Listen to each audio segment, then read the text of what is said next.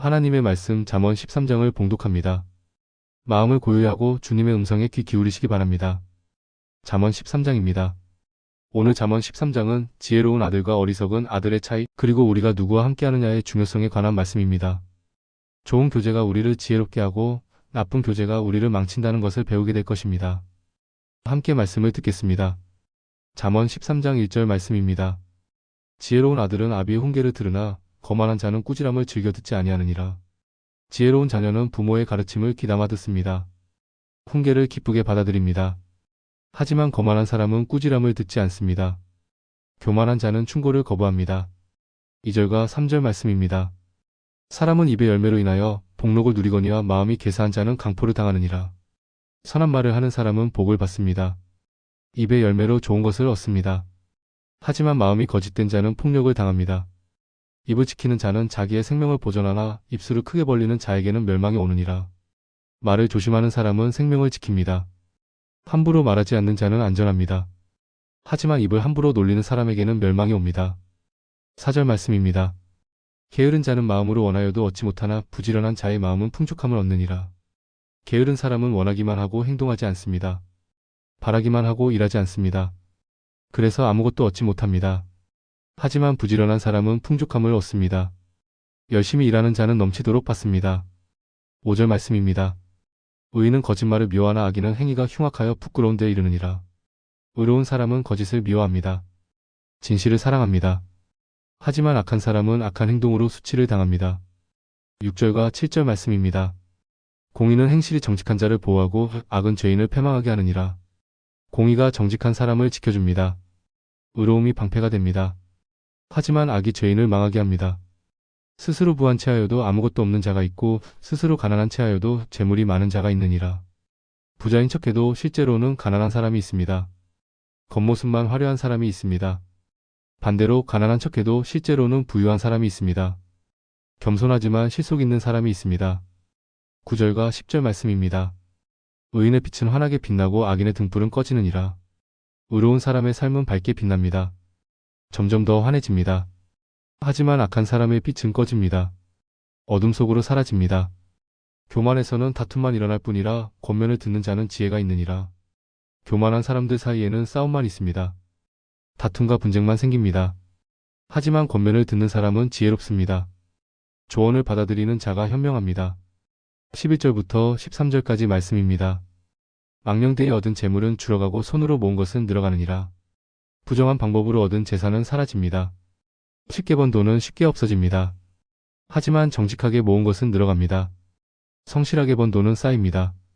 소망이 더디 이루어지면 그것이 마음을 상하게 하거니와 소원이 이루어지는 것은 곧 생명나무니라. 소망이 지연되면 마음이 아픕니다. 기다림이 길면 실망하게 됩니다. 하지만 소원이 이루어지면 생명나무처럼 기쁩니다. 말씀을 멸시하는 자는 자기에게 패망을 이루고 계명을 두려워하는 자는 상을 받느니라. 하나님의 말씀을 무시하는 사람은 망합니다. 하지만 계명을 존중하는 사람은 상을 받습니다. 14절과 15절 말씀입니다. 지혜 있는 자의 교훈은 생명의 샘이니 사망의 그물에서 벗어나게 하느니라. 지혜로운 사람의 가르침은 생명의 샘입니다. 죽음의 함정에서 건져냅니다. 생명수처럼 우리를 살립니다. 선한 지혜는 은혜를 베푸나 사악한 자의 길은 험하니라. 선한 지혜는 은혜를 가져옵니다. 하지만 악한 사람의 길은 험합니다. 16절부터 18절까지 말씀입니다. 무릇 슬기로운 자는 지식으로 행하거니와 미련한 자는 자기의 미련한 것을 나타내느니라. 슬기로운 사람은 지식으로 행동합니다. 배운 것을 실천합니다. 하지만 미련한 사람은 어리석음을 드러냅니다. 악한 사자는 재앙에 빠져도 충성된 사신은 양약이 되느니라. 악한 전령은 재앙을 가져옵니다. 하지만 충성된 사신은 약이 됩니다. 훈계를 저버리는 자에게는 궁핍과 수욕이 이르거니와 경계를 받는 자는 존영을 받느니라. 훈계를 거부하는 사람은 가난과 수치를 당합니다. 하지만 경고를 받아들이는 사람은 존귀함을 얻습니다. 20절 말씀입니다. 이제 오늘의 가장 중요한 구절입니다. 지혜로운 자와 동행하면 지혜를 얻고 미련한 자와 사귀면 해를 받느니라. 지혜로운 사람과 함께 다니면 지혜로워집니다. 좋은 친구를 사귀면 좋은 사람이 됩니다. 하지만 미련한 사람과 어울리면 해를 받습니다. 나쁜 친구를 사귀면 나쁜 영향을 받습니다. 이것이 잠언 13장의 핵심입니다. 21절부터 23절까지 말씀입니다. 재앙은 죄인을 따르고 선한 보응은 의인에게 이르느니라. 재앙이 죄인을 쫓아갑니다. 악한 사람에게 재난이 옵니다. 하지만 선한 보상이 의인에게 옵니다. 의로운 사람에게 복이 옵니다. 선인은 그 산업을 찾아 손손에게 끼쳐도 죄인의 재물은 의인을 위하여 쌓이느니라. 선한 사람은 유산을 자손에게 물려줍니다. 대대로 복을 전합니다. 하지만 죄인의 재산은 결국 의인에게 돌아갑니다.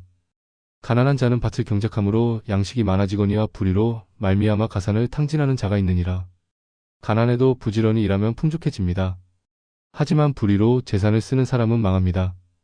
24절과 25절 마지막 말씀입니다. 매를 아끼는 자는 그의 자식을 미워함이라. 자식을 사랑하는 자는 근실히 징계하느니라. 자녀를 징계하지 않는 것은 미워하는 것입니다.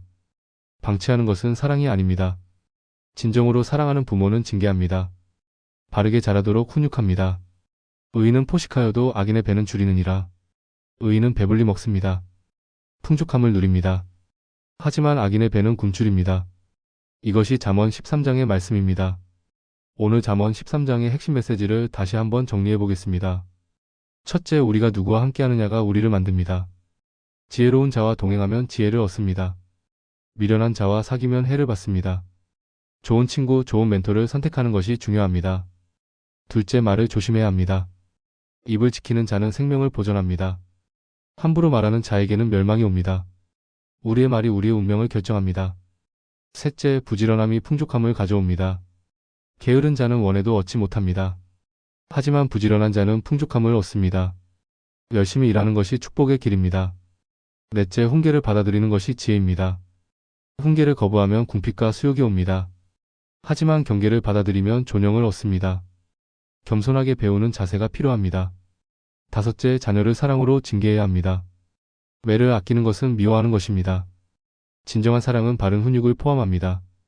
이 말씀을 오늘 하루 어떻게 적용할 수 있을까요? 구체적인 적용 방법을 함께 생각해 보겠습니다.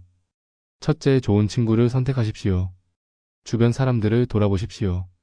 나와 함께 있는 사람들이 나를 좋은 방향으로 이끌고 있습니까? 아니면 나쁜 영향을 주고 있습니까? 지혜로운 사람, 경건한 사람, 성실한 사람과 가까이 하십시오. 그들과 함께 시간을 보내십시오. 대화하고 배우고 함께 성장하십시오. 미련한 사람, 부정적인 사람, 악한 영향을 주는 사람과는 거리를 두십시오. 둘째, 말을 조심하십시오. 오늘 하루 말하기 전에 한 번 더 생각하십시오. 이 말이 필요한 말입니까? 이 말이 선한 말입니까? 함부로 입을 열지 마십시오. 불평하지 마십시오. 비난하지 마십시오. 입을 지키는 자가 생명을 보존합니다. 셋째, 부지런히 일하십시오. 게으름을 버리십시오.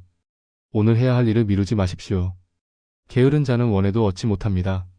하지만 부지런한 자는 풍족함을 얻습니다. 지금 일어나서 일을 시작하십시오. 성실하게 꾸준히 열심히 하십시오.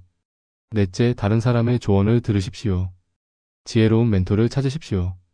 신앙의 선배에게 조언을 구하십시오. 목사님, 장로님, 권사님, 집사님께 여쭈십시오. 부모님의 말씀을 귀담아 들으십시오. 교만하게 거부하지 마십시오. 겸손하게 배우십시오. 다섯째, 자녀를 사랑으로 훈육하십시오. 방치하지 마십시오. 잘못을 그냥 넘어가지 마십시오. 사랑하기 때문에 바로잡아 주십시오. 때로는 엄하게, 때로는 부드럽게, 하지만 항상 사랑으로 가르치십시오. 다시 한번 오늘의 핵심 구절을 함께 되새겨봅니다. 암송하시면 더욱 좋습니다. 잠언 13장 20절 말씀입니다. 지혜로운 자와 동행하면 지혜를 얻고 미련한 자와 사귀면 해를 받느니라. 다시 한번 읽겠습니다. 지혜로운 자와 동행하면 지혜를 얻고 미련한 자와 사귀면 해를 받느니라. 이 말씀을 마음에 새기시기 바랍니다. 좋은 친구를 선택하십시오.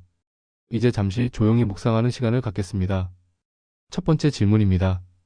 나는 누구와 함께 시간을 보내고 있습니까? 나의 친구들이 나를 더 지혜롭게 만들고 있습니까? 아니면 나쁜 영향을 주고 있습니까? 잠시 생각해 보십시오. 두 번째 질문입니다. 나는 말을 조심하고 있습니까? 함부로 입을 놀리고 있지는 않습니까? 불평, 비난, 험담을 하고 있지는 않습니까? 세 번째 질문입니다. 나는 부지런히 일하고 있습니까? 게으름을 피우고 있지는 않습니까? 원하기만 하고 행동하지 않고 있지는 않습니까? 네 번째 질문입니다. 나는 다른 사람의 조언을 겸손히 받아들입니까? 훈계를 거부하고 있지는 않습니까? 교만하게 내 주장만 하고 있지는 않습니까?